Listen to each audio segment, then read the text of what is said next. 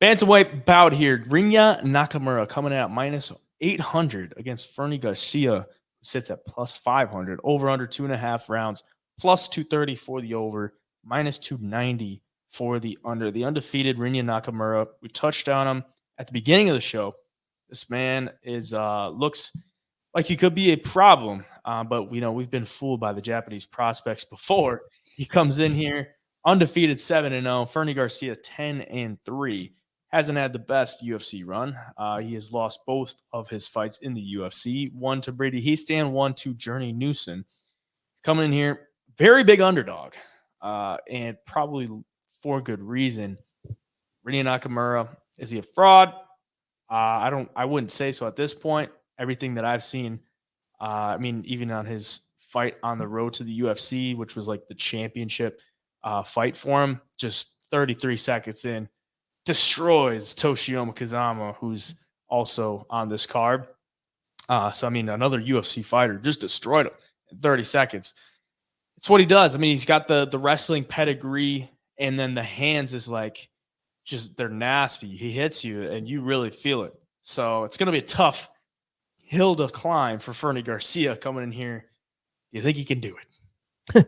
No, I don't. I think minus 800 is crazy on any fighter just because it's the fight game. We see crazy shit happen. But at the same time, like Nakamura, you mentioned something, about, is he a fraud? Do we know enough about him yet?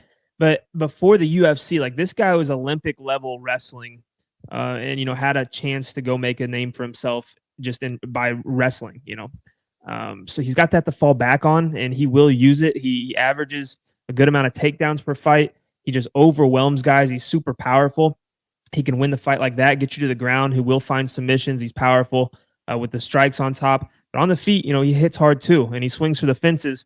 And nobody's really been able to test the chin or anything like that. And I don't think Fernie Garcia is going to be the guy to do it, because if you watch him fight, he's a good boxer, but he's not real powerful. He's not putting dudes away, anything like that. And so far in the UFC, he did get a KO on the Contender Series against Josh Weems in the first round. But after that, he loses a decision to Journey Newson when he was taken down multiple times, loses to Brady Heastan by unanimous decision when he was taken down 3 times.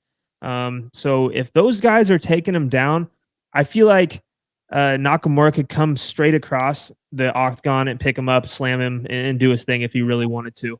And I see that, maybe being the game plan here, because if he watched Fernie Garcia's last few fights, he's going to see the openings. He's going to go for it. And that's going to be the pick. I think he wins this thing probably in the first round and walks out of there with another win under his belt pretty easily.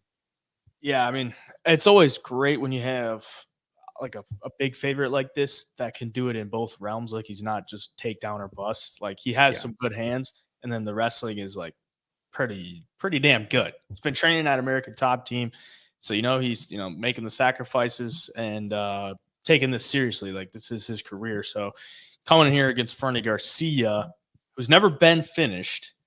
I don't want to say he's going to be a tough out, but he's never been finished. So there's that. Rinya Nakamura, most likely, like you said, just goes out there and comes across the cage, picks him up, dumps him, looks for some submissions, maybe some ground and pound, and just overpowers him. Really haven't been that impressed with Fernie Garcia. A couple split decisions on the regional scene, which is like, if you're getting split decisions on the regional scene against guys that aren't in the UFC, like, I don't know, it's just not a good look, because you should probably be winning these fights pretty convincingly to get in the UFC. Even the Contender Series fight, he got the first round knockout.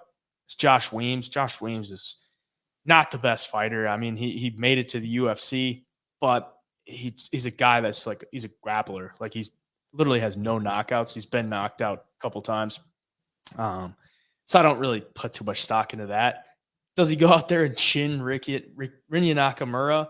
I would be absolutely shocked, because he doesn't have that many knockouts on his record. So it's some pretty heavy chalk. We're not saying anything crazy. So I'm going to take Rinya, of course, probably round 1, like you said. But yeah, got to go with him. It's pretty much a hope if you're taking Fernie.